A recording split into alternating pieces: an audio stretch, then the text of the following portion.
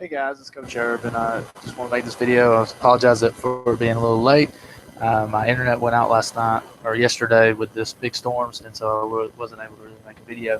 And so I'm going to do it today. That way we can continue learning about the events of world history. And last time we were talking about World War One, and something significant took place, obviously, with World War One, and it changed a lot of things dynamically about the world. And in one place particularly, we're going to talk about in Russia. And there were many revolutions after World War One as the world kind of started to see things differently. But the Russian Revolution is one of the bigger ones that does cause a cascade or a windfall of events. And my computer's doing crazy stuff right now. And it caused a lot of different events later on. The Russian Revolution was like a firecracker with a very long fuse, and the explosion came in 1917, but the fuse had been burning for nearly a century. This was due to the czars, their king's rules, basically how they had been ruling for decades. And we'll see that throughout time there have been many different revolutions to the autocratic rule there, but we're going to be talking about the Russian Revolution that comes about following War One. Okay? So as we move forward, kind of get some backstory here. And pre-Russian Revolution history is the only true autocracy left in Europe. Nicholas II becomes the Tsar in 1894. He continued the tradition of autocracy, and it blinded him to the changing conditions of his time. Rapid industrialization was going on, and his country was changing, but he wasn't changing with it. He didn't understand that more people wanted and needed to be leading than just the singular leader that the Russians had, the autocracy, where he makes all the decisions. Marxist ideas, remember we talked about Karl Marx and the Communist Manifesto, it became more popular with workers gaining more rights and more power through industrialization. They also were defeated in a terrible loss in the Russo-Japanese War. We talked about that during the Age of Imperialism, where little Japan defeated Russia over just some territories, and this really broke Russia. This broke people's mindset of who they were. It caused a lot of unrest at home and led to a revolt in the midst of the war. Then you get to Bloody Sunday. In 1905, January 22nd, about 200,000 workers and their families approached the Tsar's Winter Palace. They carried a petition asking for better working conditions and more personal freedoms. So they peacefully protested, right? But you can see in this picture that it doesn't look like it's going to be very peaceful. Now, 200,000 people show up, you're going to be a little worried, period. They wanted better working conditions and suffrage. And we talked about suffrage before. That's the right to vote. And they wanted that because, again, they had more power than they'd ever had before. The Tsar's guards fire into the crowd. And Nicholas II's generals ordered soldiers to fire onto the crowd, and more than 1,000 were wounded and several hundred were killed. Teachers, please pardon the interruption. This is a reminder that grades are due today at 12 o'clock. Also, you need to turn in your communication log for the 39 weeks. So that you turn in this fanfare.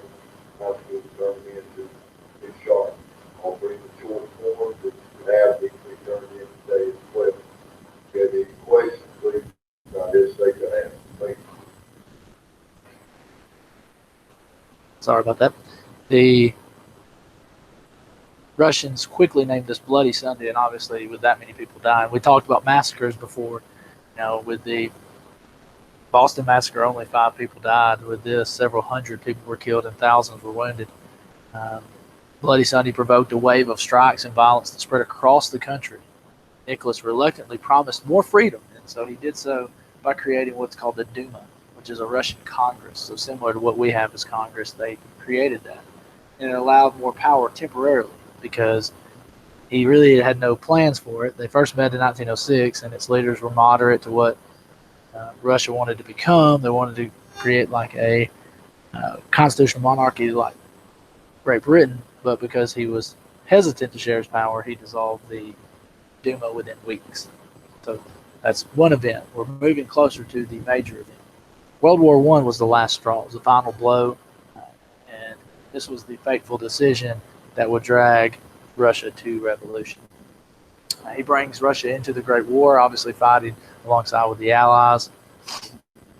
War revealed the ineptitude and arrogance of the country's aristocratic elite.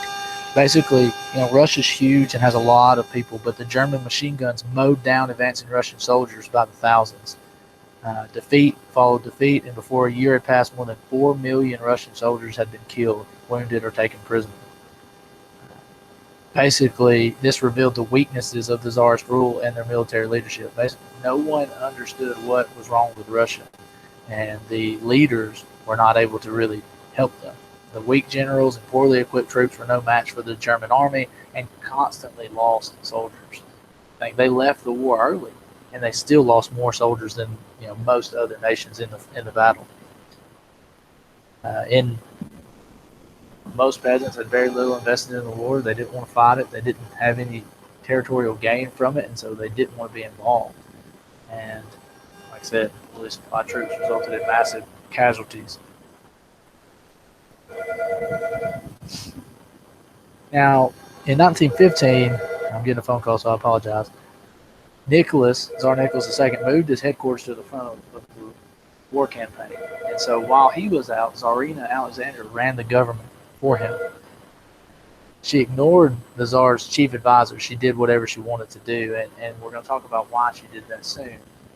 But she was heavily influenced by the mystic holy man Rasputin. And you've heard the song, and I'll play it for you here at school, but it's about who he was, and we'll talk about him in just a minute. But she kind of fell under his influence and did more of what he wanted to do, and because of this, Russia will suffer greatly.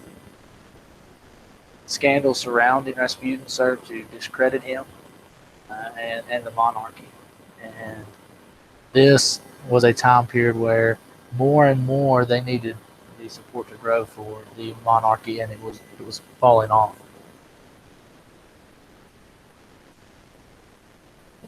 The Tsarina and Rasputin basically throw the government into chaos. And just a little background on this holy man. We're going to read more about him next week when you get back to school.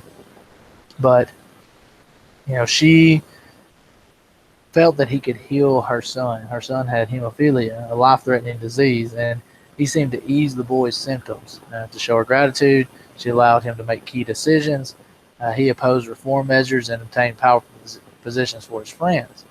And he caused so much trouble that the aristocratic elites of society, the nobles, plotted to murder him. This is where it gets really interesting. Like I said, we'll read it, but I want to have this in here. Rasputin was becoming more fearful, or he wasn't becoming more fearful. The Russian elites were fearful of his increasing role in government affairs. So they invite him over for drinks, and they're going to poison him. And so they poison him, and he drinks all the wine, and he feels great. And that's what he even tells him. And he's got this mystic holiness about him that people believe that he's got some magical power. So they poison him, and it does nothing. Some believe that the poison had been sitting and basically lost its power, its ability to kill someone. It had been sitting in a place where it had lost that toxicity. Others feel like it was just the mystic holiness of Rasputin. Next, they feed him some muffins, and they were supposed to be poisoned as well, and that didn't work either. So they do think that they killed him. They think they've killed him, and he is tied up, and he passes out, and he somehow wakes up. He escaped from the cellar that they put him in. Well, then they shoot him and tie him up again, and that didn't work either. So they shoot him more, and he runs from the complex, and they chase him out, and they finally subdue him, shooting a couple more times, and he falls into the iced over river there by the compound. And when the next couple of days, his body was found, the autopsy report found that he did not die of that shot or poison, that he died of drowning. So this claim to have magical powers is even more mystified because of these ideas. And so Rasputin's really interesting. And like I said, you'll read more about him later next week when we get back to school. But he kind of came to sham complete mismanagement of the wartime economy came about, and basically all the government officials are accused of treason. See this picture here on the screen shows Rasputin as kind of like a puppeteer of the aristocracy. But basically, the Russian soldiers, along with this, decided they did not want to be a part of the war. And so we have him being assassinated. So we got to get to the key players of this Russian Revolution. We kind of have the situation down. You know that the Russian soldiers are mutinying, deserting, and even ignoring orders. On the home front, fuel, food, supplies were dwindling. People didn't trust the autocracy, the government. So there's a lot of problems going on. And so now we got to get to who's involved. Vladimir Lenin, I've probably heard his name before. He was a leading Marxist revolutionary, and we'll talk about him a good bit over the next few slides. He committed to the class struggle and revolution, and he is eventually exiled to Siberia, where his anti-czarist protests. So he's one of the guys leading the charge against the government. So he's sent out, but not forever though. And actually, the Germans are the ones that sent him back. And we'll talk about that in just a minute. So we get to the March Revolution. In March 1917, women textile workers in Petrograd led a citywide strike. In the next 5 days, riots flared over shortages of bread and fuel. Nearly 200,000 workers swarmed the streets. Now, the last time that happened, you had Bloody Sunday. So let's see what happens. Down with the autocracy, down with the war. They all basically were shouting. At first, the soldiers obeyed orders to shoot the rioters, but later sided with them. So now the soldiers are on the side of the protesters. And so during this time, the Duma declares itself the provisional government or temporary government, with Alexander Kerensky heading it. His decision to continue fighting in World War I cost him support of both soldiers and civilians, but as the war dragged on, that would be part of it. The March Revolution succeeded in bringing down the Tsarina and the Tsar, yet it failed to set up a strong government to replace them. They formed what are called the Soviets, and local councils of workers. So in each state or each city, you would have Soviets that were made up of workers. And the Tsar steps down from his throne, or abdicates his throne. This is also when Lenin returns back. The Germans believed that Lenin and his Bolshevik supporters would stir up unrest in Russia and hurt the Russian war effort, and so they actually arranged for Lenin to return to Russia many years after exile. And they sent him back in a sealed rail boxcar, reached Petrograd in April 1970. So that's a big significant point that this March Revolution takes place right after Lenin returned. After they stepped down, the Tsar and his family were placed under house arrest during the March Revolution. And so they were held in check there. And Tsar Nicholas and Alexandra and their 5 children were executed later on. There's a lot of conspiracy theories with this, and the idea of did Anastasia survive, did Alexei survive. Pretty much has all been put to bed, but everybody likes conspiracy. This is the execution room, so you can tell that anybody that was in that room probably didn't make it. And we'll also read about that as well. So then on top of that, you have the Bolshevik or October Revolution. Now, Lenin and the Bolsheviks soon gained control of the Petrograd Soviet. So they controlled that council, as well as the Soviets of other major Russian cities. So the Soviets that were set up, they gained control of them. And so they basically had control of Russia at that point in time. By the fall of 1917, people in the cities were rallying to the call, all power to the Soviets, peace, land, and bread, which is Lenin's slogan. And it gained widespread appeal, and he decided to take action. Workers take over government offices, arrest members of the provisional government without warning. They armed factory workers, stormed the Winter Palace in Petrograd, calling themselves the Bolshevik Red Guards. They took over all these places, and they basically forced the provisional government of the Duma to disband and disappear as quickly as they had appeared.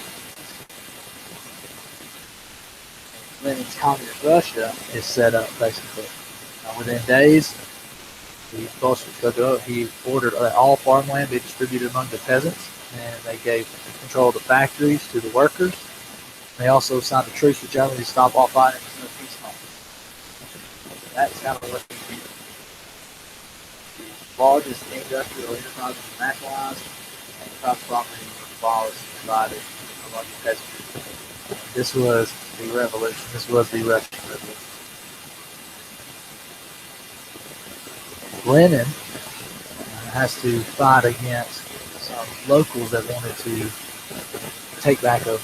In March of 1918, Russia and Germany signed a treaty of Brest-Litovsk. Russia surrendered a large part of its territory to Germany and its allies, and this humiliating treaty triggered widespread anger among the Russians. They objected to the Bolsheviks and their policies and the murder of the royal family, and so this is where it gets interesting. The Bolsheviks now face a new challenge, stamping out the enemies at home. Their opponents formed what would be called the White Army.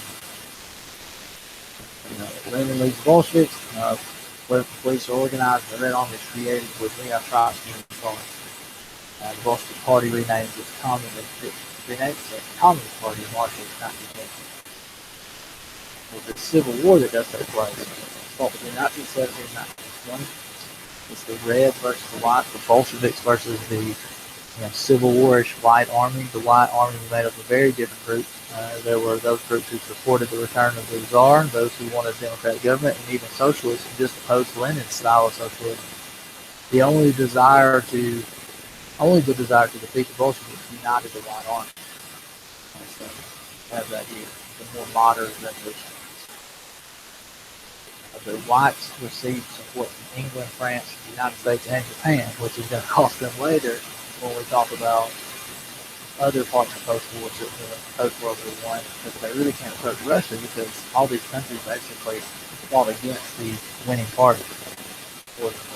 The Reds are ultimately victorious. The white groups barely cooperated with each other. At one point, there were 3 white armies fighting against the Bolshevik Red Army. The revolutionary leader, Leon Trotsky, expertly commanded the Bolshevik Red Army from 1918 to 1920. Several Western nations helped, but they were little help, and the Russians' Civil War proved far more deadly than earlier revolutions. Around 14 million Russians died in the 3-year struggle, and then the famine that followed. The destruction of life and property and all the things that were going on left Russia in chaos. And in the end, the Russian army, or the Red Army, crushed all opposition. The victory showed the Bolsheviks were able to both seize power and maintain it. That is a very important part. So you get the Soviet Union, where the Soviets are united. And this is where we get Lenin issues his new economic policy with NEP in 1921, allowing some capitalist policies, trying to instill some economic growth, some state-controlled economics.